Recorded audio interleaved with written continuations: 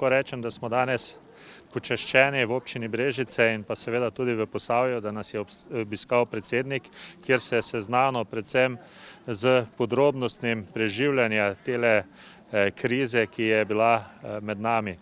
Veseli me, da seveda, da je prišel in se najprej srečal z pripadnikom civilne zaščite, ki so nosili največje breme v tej krizi. Prav tako smo se srečali z zdravstvenim domom in pa bolnico.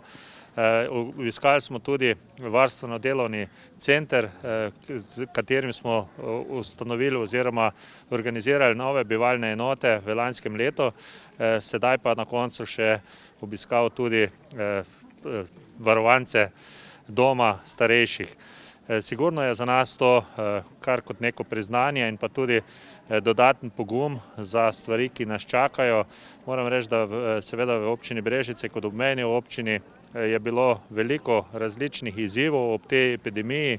Z skupnimi močmi smo pokazali, da z sodelovanjem se da veliko narediti in seveda verjamem, da tudi tako bomo v prihodnosti.